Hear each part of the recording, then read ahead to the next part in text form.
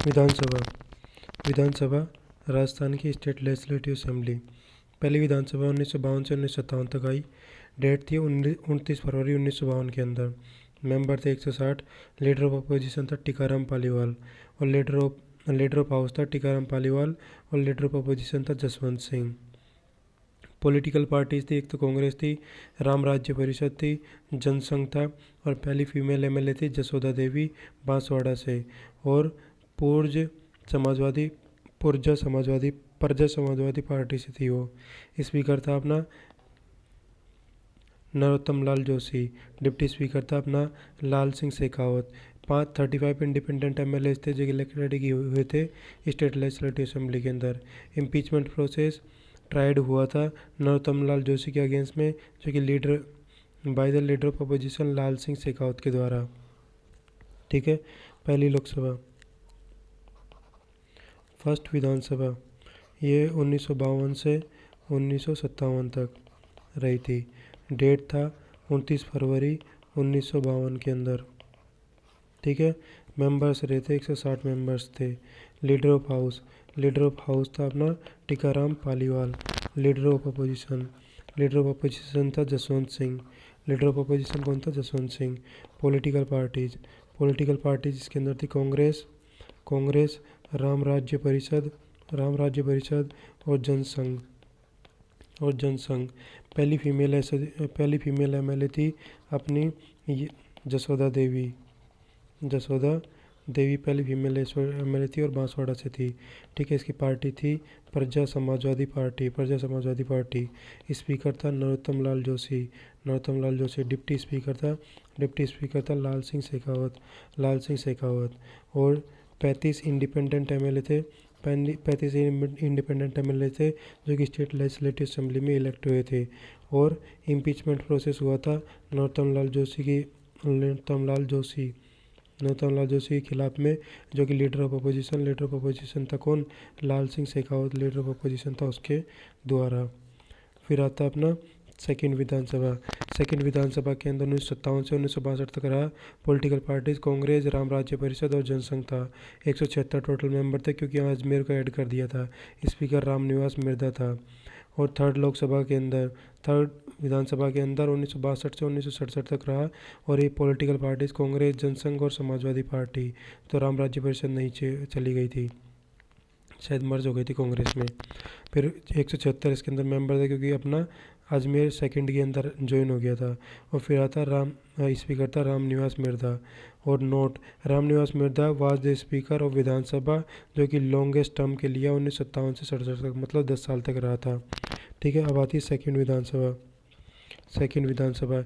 इसके अंदर political parties थी, एक तो कांग्रेस था, फिर था राम राज्य परिषद और जनसंघ। मेंबर्स थे 176 क्योंकि अजमेर क्या हुआ था? ऐड हुआ था। ठीक है। और फिर स्पीकर था इसका रामनिवास मिर्धा। अब आता थर्ड विधानसभा 1962 से लेकर 1967 तक रही। पॉलिटिकल पार्टीज इसके टाइम थी कांग्रेस, फिर जनसंघ और समाजवादी स्वतंत्र पार्टी। मेंबर्स इसके थे 176 मेंबर्स थे। स्पीकर थे इसके रामनिवास मिर्धा पहले ऐसे स्पीकर थे जो कि 10 साल तक रहे, लॉन्गेस्ट टर्म तक रहे, मतलब 1957 से लेकर 1967 तक ये स्पीकर बने रहे थे 10 साल तक। फिर आता अपना फोर्थ विधानसभा जो कि 67 से लेकर 72 तक रही। 184 मेंबर थे। इसी सेशन के अंदर state legislative assembly no political party could prove the complete majority prove नहीं कर सकती थी। And due to the political hurdle president rule impose किया गया फर्स्ट टाइम राजस्थान के अंदर। मिनिस्टर ऑफ स्टेट और parliamentary secretary post were created की गई विधानसभा के अंदर। और मोहनलाल सिकाड़िया को रिमूव किया गया from the post of chief minister से। और Bakhtullah Khan was made new chief minister, इसको नया चीफ मिनिस्टर बनाया गया। स्पीकर था इसका Niranjan Nath Acharya. Was tried to impeach by the Satish Chandra Agarwal. Niranjan Nath Acharya ने ट्राई किया इम्पीच करने के लिए सतीश चंद्र अग्रवाल को, जो कि लीडर ऑफ जनसंघ था ये। तो अभी फोर्थ विधानसभा ये आई थी अपने 1967 से 72 तक। और इसके अंदर मेंबर थे कितने, 184 मेंबर थे, 184 मेंबर थे। और in this session state legislative assembly कोई भी पॉलिटिकल पार्टी मेजोरिटी प्रूव नहीं कर पाई, मेजोरिटी। उसके कारण क्या हुआ कि due to the political hurdle के कारण यहाँ पे अपने प्रेसिडेंट रूल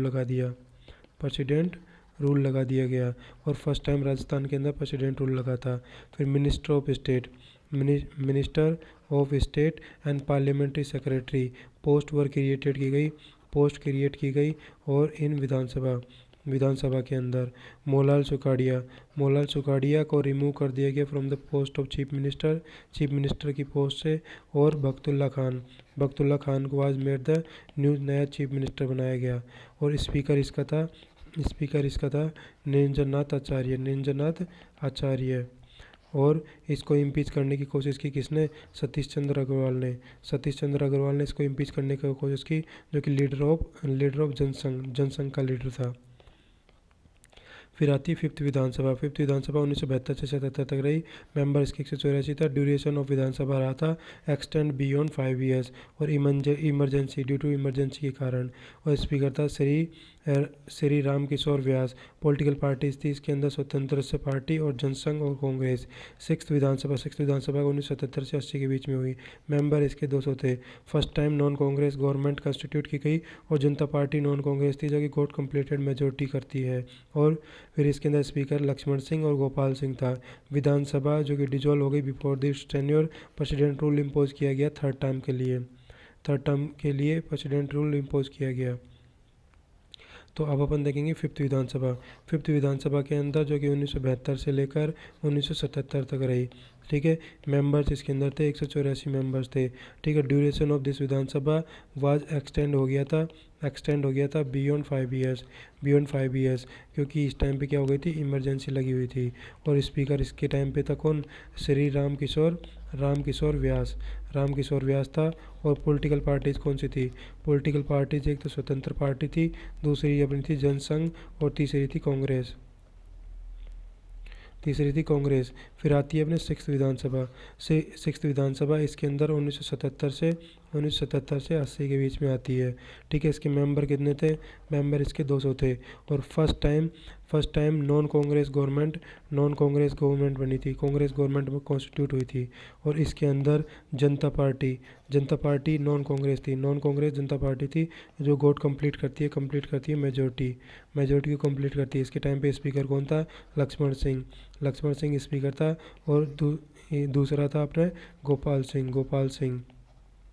ठीक है, ये विधानसभा जो कि डिजोल्व हो जाती है बिफोर टाइम पीरियड से पहले ही ये डिजोल्व हो जाती है। और प्रेसिडेंट रूल इम्पोज कर दिया जाता है थर्ड टाइम के लिए प्रेसिडेंट रूल इम्पोज कर दिया गया। फिर आती है अपनी सेवंथ विधानसभा 80 से 85 के बीच में आई। मेंबर इसके अंदर 200 थे। मिड टर्म इलेक्शन होते हैं, हेल्ड किए जाते हैं for the first time. And speaker था इसका पूनम चंद बिश्नोई। और बीजेपी मर्ज हुई एज ए नई पॉलिटिकल पार्टी फर्स्ट टाइम के लिए। और 3 CM अपॉइंट किए गए इन दिस विधानसभा। 3 CM आए थे, जैसे सबसे पहले आया था जगन्नाथ पहाड़िया, फर्स्ट दलित CM था जो कि। फिर आता शिवचंद माथुर, फिर आते हीरालाल देवपुरा। फिर आती है अपनी 18th विधानसभा 1985 से लेकर 90 के बीच में आई। पॉलिटिकल पार्टी कांग्रेस और बीजेपी थी। और स्पीकर था इसका गिरिराज प्रसाद तिवारी इसका स्पीकर था, जो कि जिसको इम्पीच करने की कोशिश की श्री मानिक चंद्र सोराना के द्वारा इम्पीच करने की कोशिश की गई। अब आती है अपनी सेवंथ विधानसभा इसके अंदर मेंबर ये थी अपनी 80 से 85 के बीच में। मेंबर इसके थे 200 मेंबर हो गए थे। और मिड टर्म इलेक्शन हुए थे पहली बार, फर्स्ट टाइम के लिए मिड टर्म इलेक्शन हुए थे। स्पीकर कौन था, स्पीकर इसका था पूनम चंद बिश्नोई इसका स्पीकर था। बीजेपी एज ए इमर्ज हुई थी नई पॉलिटिकल पार्टी के रूप में। ठीक है, और 3 CM बने थे इस टाइम पे। 3 CM बने थे कौन, सबसे पहले जगन्नाथ पहाड़िया, फिर अपना शिवचंद माथुर, फिर हीरालाल देवपुरा। फर्स्ट दलित CM था जगन्नाथ पहाड़िया। ठीक है, फिर आती है अपनी 8th विधानसभा 8 विधानसभा ये 1985 से लेकर 90 तक रही। ठीक है, इसके अंदर पॉलिटिकल पार्टीज कौन सी थी? कांग्रेस और बीजेपी। फिर आता है स्पीकर। स्पीकर को गिरिराज प्रसाद तिवारी इसका स्पीकर था। वाज ट्राई टू इम्पीच करना चाहता था किसको? बीजेपी को। बीजेपी का श्री इम्पीच करना चाहता था बीजेपी का जो था श्री मानिकचंद सुराना के द्वारा इम्पीच करने की कोशिश की। चीफ मिनिस्टर्स थे इसके टाइम पे। चीफ मिनिस्टर्स यहाँ पे भी 3 बने थे। एक तो हरिदेव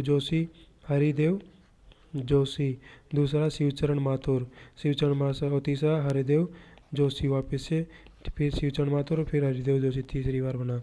ठीक है, फिर आता अपने 9th विधानसभा